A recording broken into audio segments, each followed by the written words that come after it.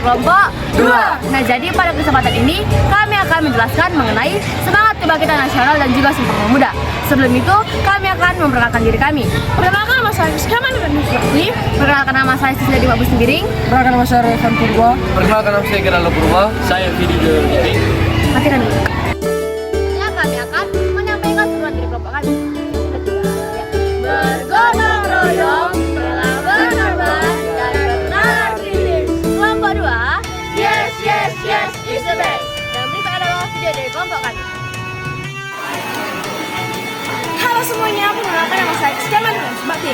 Nah, jadi pada kesempatan kali ini saya akan menjelaskan tentang latar belakang semangat kebangkitan nasional dan Sumpah Pemuda. Nah, jadi yang pertama adalah penjajahan Belanda. Penindasan dan eksploitasi oleh pemerintah kolonial Belanda menyulut perlawanan dan keinginan untuk meraih kemerdekaan. Nah, jadi latar belakang yang kedua adalah perubahan sosial ekonomi, modernisasi ekonomi yang dipaksakan Belanda menyebabkan ketidakpuasan. Nah, jadi yang ketiga adalah perkembangan pendidikan. Pendidikan barat merupakan penguasaan masyarakat terhadap konsep kebebasan dan kesetaraan semangat nasionalisme. Sekian saya, terima kasih.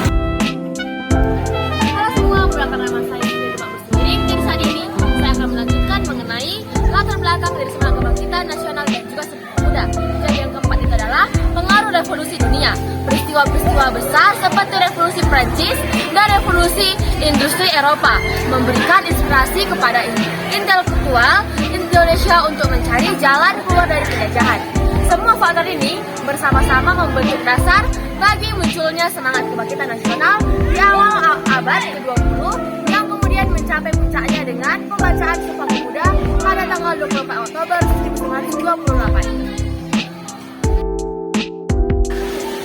Halo semuanya, perkenalkan nama saya Geralo Purba. Di sini saya akan menjelaskan siapa saja yang menjadi pelopor semangat kebangkitan nasional. Nah, yang pertama ada Bung Tomo, yang kedua Insinyur Soekarno, dan yang ketiga Muhammad Hatta, yang keempat Ki Hajar Dewantara, dan yang terakhir adalah Sultan Syahrir.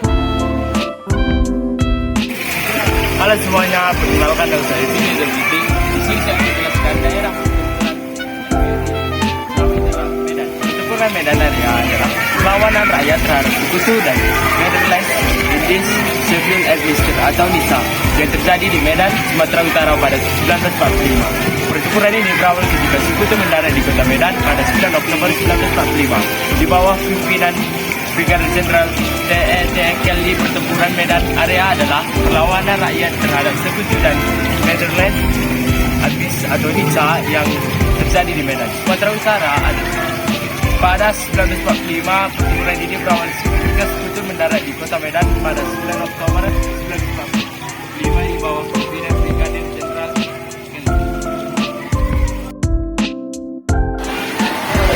Halo semuanya, di sini saya Geralo Purba akan menjelaskan mengenai perjuangan Bali.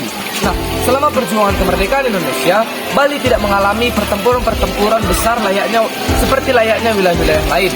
Bali cenderung relatif aman saat masa revolusi, dan mayoritas perjuangan kemerdekaan terfokus di pulau-pulau lain di Indonesia, terutama Jawa. Meskipun begitu, sejumlah kecil gerakan kemerdekaan lokal mungkin terjadi di Bali, tetapi tidak mencapai skala yang signifikan sebagaimana terjadi di beberapa wilayah lain. Sekian dari saya, terima kasih.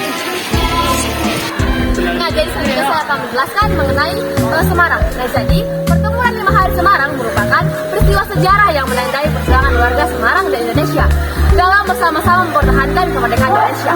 Peristiwa itu terjadi pada 14 sampai dengan 18 Oktober 1945. Para pahlawan bersatu memperjuangkan kemerdekaan melawan penjajah Jepang. Namun berpesan, pertempuran 5 hari Semarang merupakan peristiwa sejarah yang menandai perjuangan warga Semarang dan Indonesia dan dalam bersama-sama mempertahankan kemerdekaan Indonesia. Peristiwa itu terjadi pada 14 sampai dengan 18 Oktober 1945. Para pahlawan bersatu memperjuangkan kemerdekaan melawan penjajahan Jepang. Halo semuanya, di sini saya Rizkama akan menjelaskan tentang perjuangan NKRI di wilayah Bandung. Sejauh yang saya ketahui, hingga Januari 2022, Bandung tidak memiliki catatan perjuangan pertempuran yang signifikan dalam sejarah modern di Indonesia.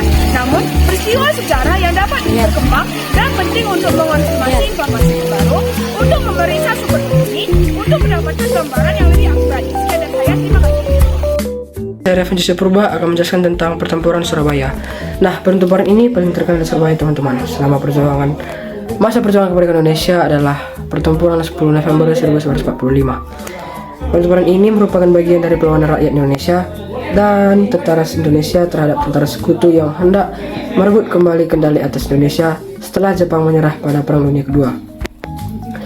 Pertempuran ini berlangsung sengit dan Surabaya menjadi pusat perlawanan yang paling kuat.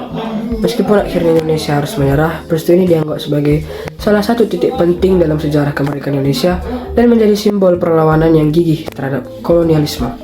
Pertempuran paling terkenal di Surabaya selama masa perjuangan kemerdekaan Indonesia adalah pertempuran 10 November 1945. Pertempuran ini merupakan bagian dari perlawanan rakyat dan tentara Indonesia terhadap tentara sekutu Inggris yang hendak merebut kembali kendali atas Indonesia setelah Jepang menyerah pada Perang Dunia Kedua. Nah, sekian dari saya, terima kasih. Selanjutnya kami akan menyanyikan salah satu lagu wajib nasional. 1, 2, 3, ya. Satu nusa, satu bangsa, satu bahasa kita. Tanah air pasti jaya untuk selama-lamanya. Indonesia pusaka, Indonesia tercinta. Nusa bangsa dan bahasa kita bela bersama.